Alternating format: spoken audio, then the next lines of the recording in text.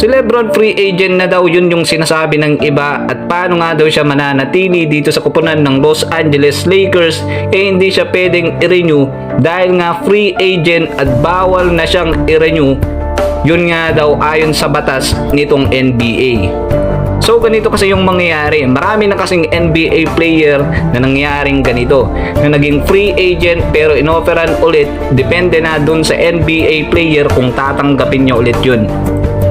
Si LeBron free agent, tama yun, at wala na siyang kontrata dito sa koponan ng Los Angeles Lakers at may option siya na 3 years contract na nagkakalaga ng 162 million o 52 million per year.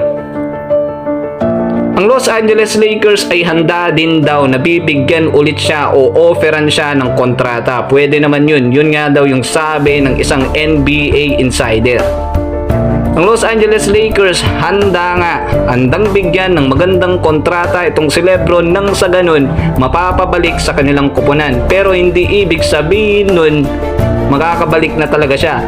Dahil nga itong Philadelphia 76ers handa din daw magbigay ng magandang kontrata o malaking kontrata para nga mapapayag nila si LeBron na mapunta sa kanilang koponan.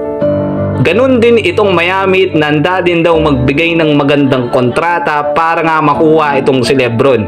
Kaya napakalaking challenge nito para sa koponan ng Los Angeles Lakers. At kung sakali nga na mapapayag ng ibang koponan itong si LeBron, mawawala nga siya dito sa koponan ng Los Angeles Lakers.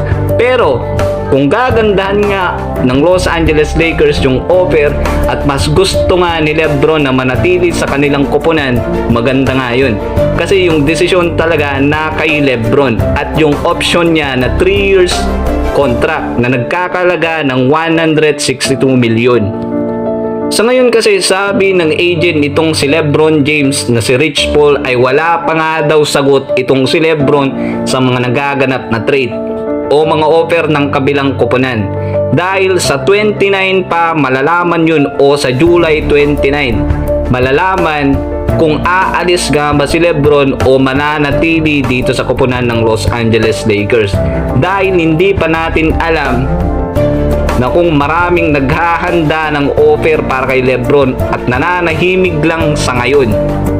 Si LeBron, 39 years old, magpa 40 years old na sa December at 22 years na dito sa NBA next season. Pero expect pa rin na maraming ang interesado sa kanya dahil sa pinapakita niya na nagtatala pa rin ng 25 points per game, 9 assists o 8 assists at 7 rebound per game na parang nasa prime pa rin. Na kahit kung titignan mo, 39 years old na at 21 years na sa liga. Kung iisipin kasi natin, talagang magtataka ka, pero wag na muna natin pag-usapan yun sa ngayon dahil ang pinag-uusapan ngayon itong maging option o kontrata ni LeBron. So para sa inyo, mananatili kaya itong si LeBron dito sa koponan ng Los Angeles Lakers o mapapayag siya ng ibang team na lumipat sa kanila? So i-comment nyo na yan sa baba at aking babasahin.